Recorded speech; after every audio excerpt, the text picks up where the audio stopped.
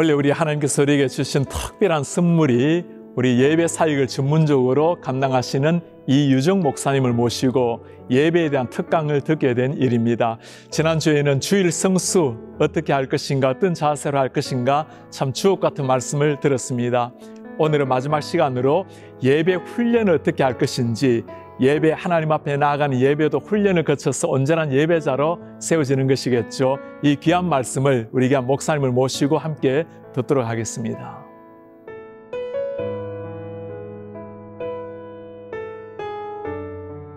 언택트 시대 리싱크 예배. 오늘은 그 마지막 주제인 왜 예배 훈련이 필요한가입니다. 예배 훈련, 그게 뭐죠? 매주 예배 잘 드리고 있는데 왜 또 예배 훈련이 필요한 거죠? 네, 그렇습니다. 이 예배는 이 그리스도인이라면 당연히 참석해야 하는 이 종교적인 의식입니다. 그런데 무슨 이유로 이 예배에 대해 훈련까지 받아야 하는 것일까요? 네, 문제는 이 기독교 예배는 주일 예배 의식에 참석하는 그 이상의 가치라는 데 있습니다. 다시 말해서 단지 예배에 참석하고 안 하고로 판가름 나는 어떤 행위의 문제가 아니라는 것입니다. 예배는 우리의 마음과 생각과 행동 전체가 연결되는 것은 물론 어쩌면 인생의 궁극적인 질문인 삶과 죽음, 그리고 영원한 생명이 좌우되는 가장 본질적이고 근원적인 문제인 것입니다. 하루에도 수십 번씩 흔들리고 바뀌는 것이 우리 인간의 마음과 생각 아닙니까? 주일 예배뿐만 아니라 우리의 삶 전체가 예배라는 그런 이야기를 우리가 듣기는 들으셨을 것입니다.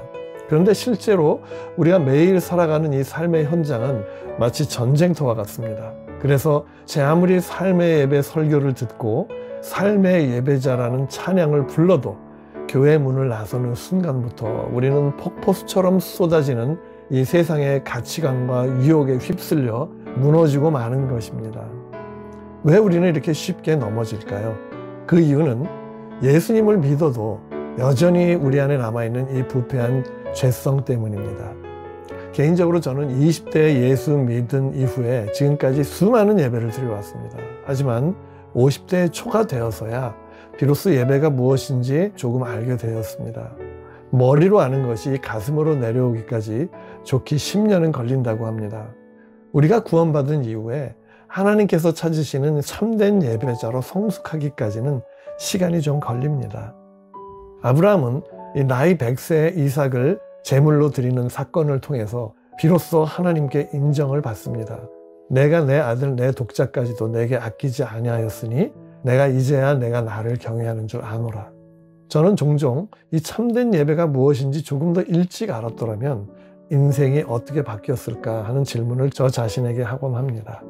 오늘날 교회 안에 참 좋은 다양한 프로그램들이 있습니다. 제자훈련을 비롯해서 기도훈련, 교사훈련, 전도훈련, 선교훈련, 영성훈련, 심지어는 직분을 받은 성도들을 위한 재직훈련도 있습니다. 그런데 이상하게도 교회에서 가장 중요하게 여기는 예배훈련이 없습니다.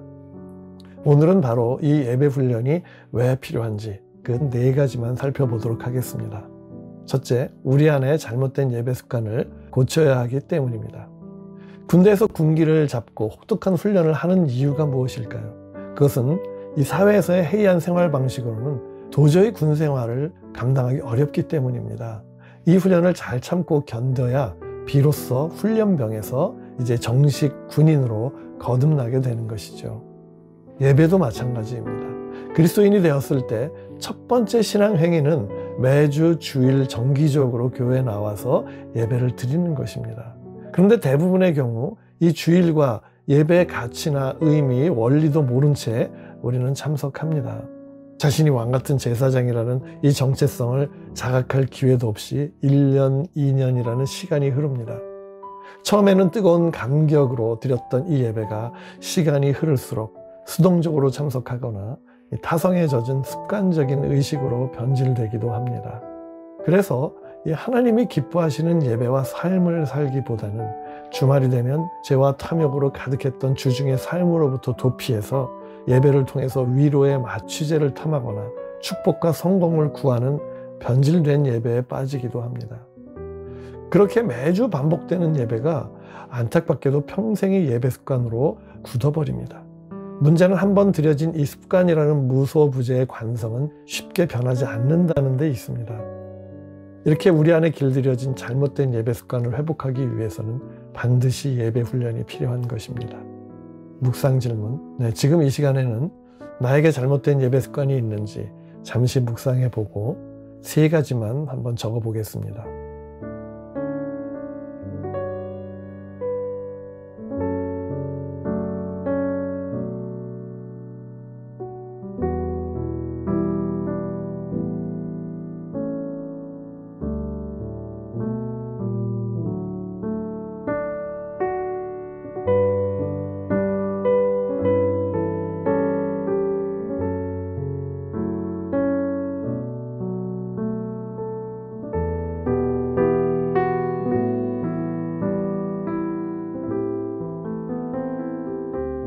둘째, 하나님께서 예배자를 찾으시기 때문입니다. 요한복음 4장 23절 하반절, 아버지께서는 이렇게 자기에게 예배하는 자를 찾으시느니라. 혹시 핸드폰 잃어버린 적 있으신가요? 그럴 때 여러분 반응은 어떠셨나요? 찾기 위해 난리가 나죠. 왜 그런가요? 없어서는 안 되는 중요한 물건이기 때문입니다.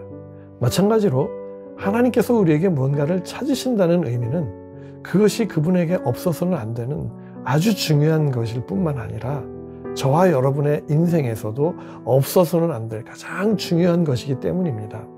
예수님은 그것을 영과 진리로 예배하는 자라고 하셨습니다. 아버지께 참되게 예배하는 자마다 영과 진리로 예배할 때가 오노니 곧 이때라. 아버지께서는 이렇게 자기에게 예배하는 자들을 찾으시느니라. 요한복음 4장 23절. 하나님께서 영과 진리로 예배하는 자를 찾으신다는 것은 그만큼 영과 진리로 예배하는 자가 드물다는 의미입니다. 왜 드물까요? 그것은 예수 믿고 의롭다 칭함을 얻었지만 여전히 모든 인류 안에 내재되어 있는 이 죄성 때문입니다. 이 죄성은 마음은 원하지만 이 육신이 약해서 먼저 그 나라와 그 의를 구하기보다 내 관심과 내 욕망, 내 꿈에 더 집착하고 그것을 예배하는 성향입니다. 그래서 하나님이 찾으시는 영과 진리의 예배자로 구비되기 위해서는 반드시 훈련이 필요합니다. 묵상 질문. 나는 내 관심과 내 욕망, 내 꿈에 더 집착하는가? 아니면 먼저 그 나라와 의를 구하기 위해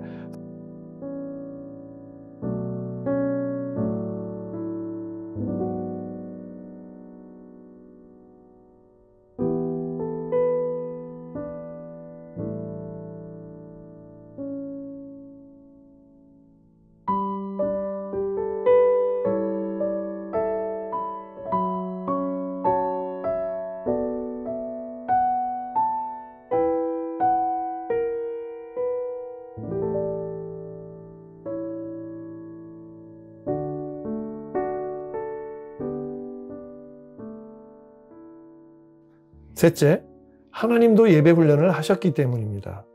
만물의 주관자이신 하나님께서 친히 이 땅에 오셔서 인간을 훈련하신 일이 실제로 구약시대에 있었습니다. 이스라엘 백성이 수백 년 동안 애굽의 종살이를 하며 이 고통이 극에 달했을 때 하나님께서 모세를 부르시고 그분의 계획을 말씀하셨습니다. 출애굽기 8장 1절, 여호와께서 모세에게 이르시되 너는 바로에게 가서 그에게 이르기를 여호와의 말씀에 내 백성을 보내라. 그들이 나를 섬길 것이니라. 이 구절에서 가장 중요한 단어는 섬기다입니다.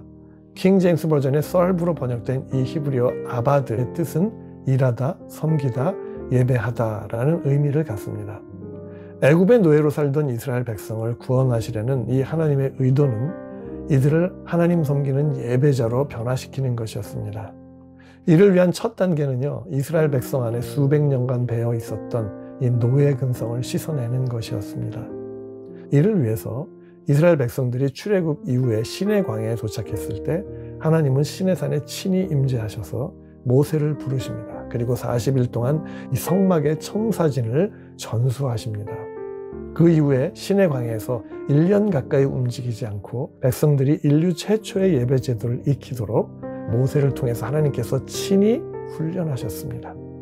이 예배 훈련의 목적은 수백 년간 이방 나라 애굽 왕을 주로 섬겨온 노예 근성 대신에 살아계신 하나님을 주로 섬기는 예배 근성으로 바꾸는 것이었습니다. 죄 많은 세상을 주로 여기고 섬겨온 우리 안에도 이 죄의 노예 근성이 남아 있습니다. 이 근성을 예배 근성으로 바꾸기 위해서는 반드시 예배 훈련이 필요합니다. 이 예배 훈련을 위해 하나님께서 친히 이 땅에 임재하셔서 훈련하셨다면 우리도 당연히 훈련을 받고 또 다른 사람을 훈련해야 할 것입니다.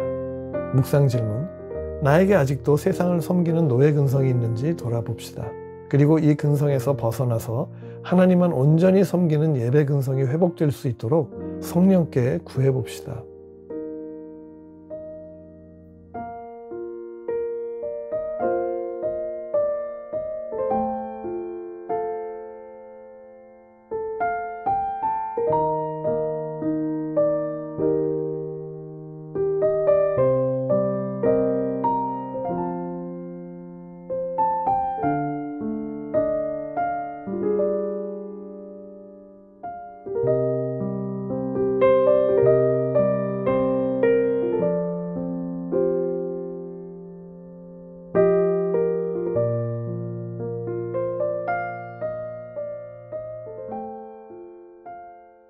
넷째, 성령의 지배를 받기 위해서는 훈련이 필요하기 때문입니다.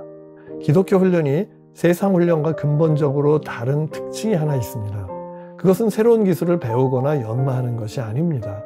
헨리 나우엔이 말한 것처럼 이 훈련은 어떤 것을 터득하는 것이 아니고, 즉 마스터하는 것이 아니라 오히려 성령의 지배를 받는 것, 즉 be mastered 하는 것입니다. 예배는 철저한 성령의 사역입니다.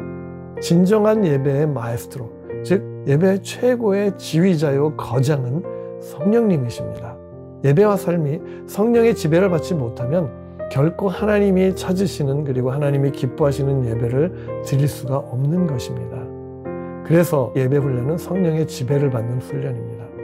우리 주위의 은사는 탁월한데 사역에 실패하는 경우가 많습니다. 그 이유는 자신의 삶을 성령의 통제에 굴복하지 않기 때문입니다. 순종하지 않기 때문입니다. 예배는 순종이거든요. 성령께 의지하지 않으니까. 목회자들이 자신의 논리와 사적 감정으로 설교합니다. 성령으로 예배하지 않으니 회중이 하나님의 자리에 앉아서 설교를 평가하고 찬양의 점수를 매깁니다. 오늘날 현대 교회 안에 이와 같은 만행이 팽배해 있습니다. 성령께 의지하지 않으니 성도들은 일터와 삶의 현장에서 무력하게 죄악 앞에 무릎을 꿇고 맙니다. 예배와 삶이 따로 놉니다. 교회에서든 삶의 현장에서든 온전한 예배자로 설 수 있는 가장 큰 원동력은 바로 성령의 인도하심에 민감하게 반응하고 순종하는 것입니다. 성령의 지배를 받는 것입니다. 그러므로 이 성령님께 지배받기 위해서는 반드시 훈련이 필요합니다. 묵상 질문: 예배 훈련은 성령께 지배받는 훈련입니다. 하나님의 영이요 진리의 영이신 성령께서 죄성 있는 내 안에 함께 거하신다는 사실은 참으로 기적 같은 사실이자 엄청난 특권입니다. 앞으로 그 성령님께 의지해서 예배를 드리기를 이 시간 결단합시다.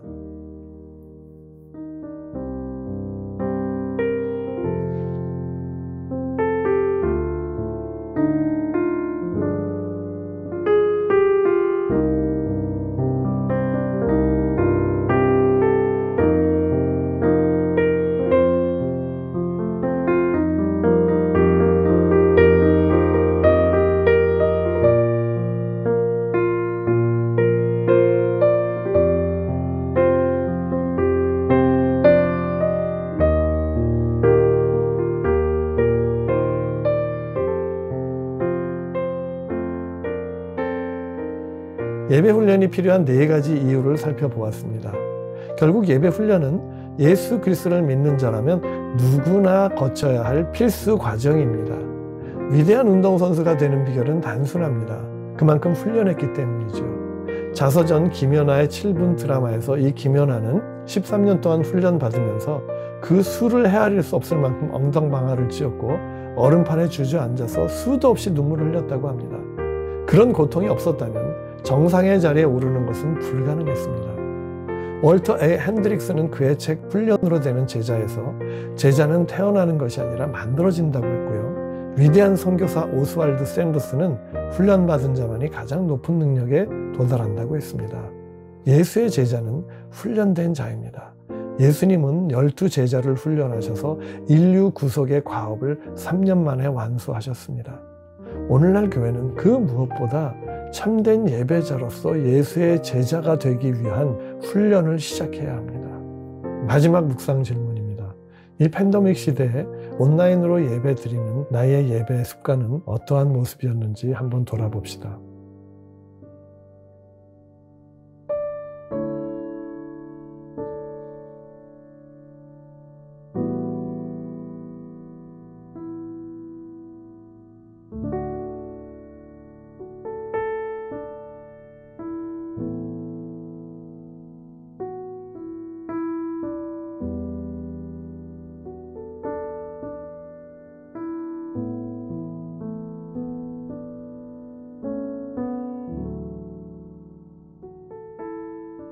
이 어려운 팬데믹 시대에 예배 훈련을 통해서 하나님이 찾으시고 기뻐하시는 참된 예배자, 즉 영과 진리의 예배자로 회복되시기를 주님의 이름으로 축복하고 또 간절히 기도합니다. 감사합니다.